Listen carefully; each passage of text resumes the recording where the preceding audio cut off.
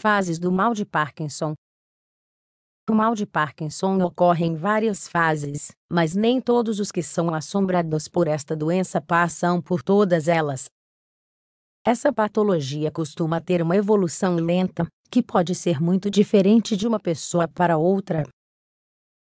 Em todos os casos ocorre uma deterioração progressiva. No entanto, com a ajuda de medicamentos e terapias de reabilitação, é possível retardar seu progresso de uma forma notória. Portanto, nem todos os afetados chegam às fases mais graves. Interessado em saber mais sobre isso?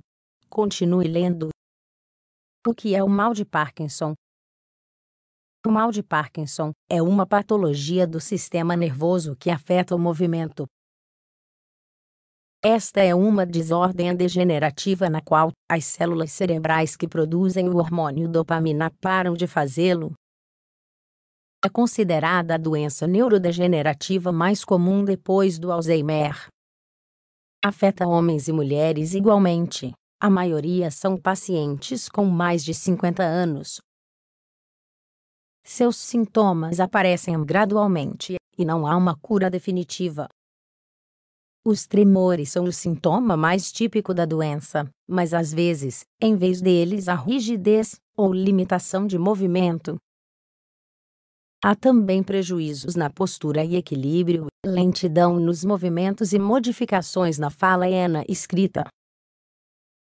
Os estágios leves e moderados do mal de Parkinson. Existem várias categorizações, mas a mais convencional é a classificação de ONEAR, que divide o mal de Parkinson em 5 estágios. As fases iniciais correspondem a sintomas mais leves, enquanto nas segundas há manifestações graves. Vejamos os detalhes abaixo. Fase 1. Na fase 1 há sintomas leves, que geralmente são reduzidos a tremores em uma área específica do corpo. A pessoa afetada pode sentir as pernas pesadas e ver mudanças em sua escrita. Também pode haver uma menor expressividade facial, má postura e balanço reduzido do braço ao andar.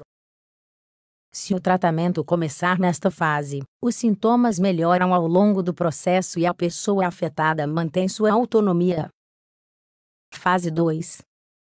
Na segunda fase, os sintomas da fase 1 se intensificam.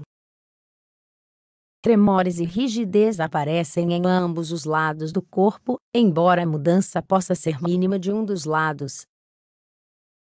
Também é possível aumentar a dificuldade de andar e manter o equilíbrio. Muitas vezes há limitações para falar. Problemas com a conclusão de tarefas físicas também se tornarão mais evidentes. Apesar de tudo, a autonomia permanece. Fase 3.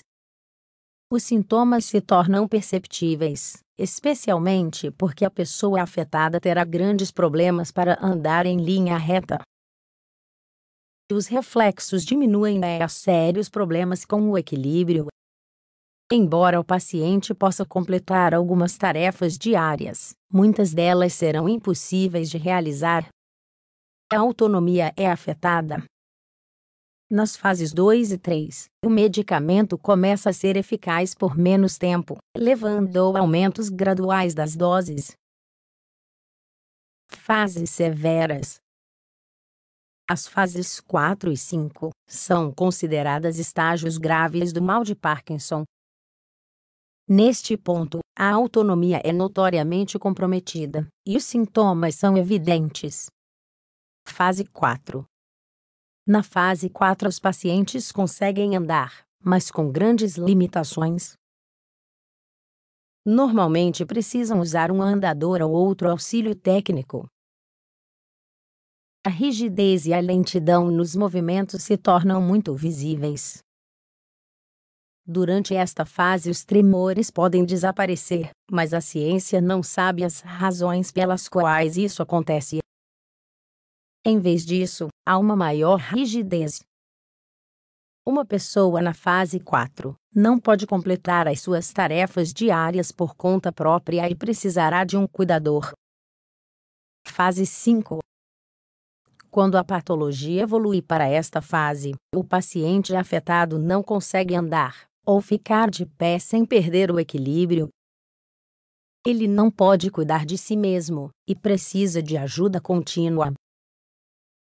Mais comumente, nesta fase o paciente não responde mais aos medicamentos.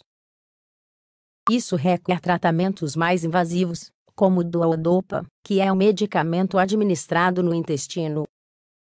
As fases do mal de Parkinson são progressivas. Não há um tempo de duração definido para cada etapa. Acredita-se que o processo possa durar entre 10 e 14 anos, da fase 1 à fase 5. No entanto, muitos pacientes nunca chegam aos estágios graves da doença.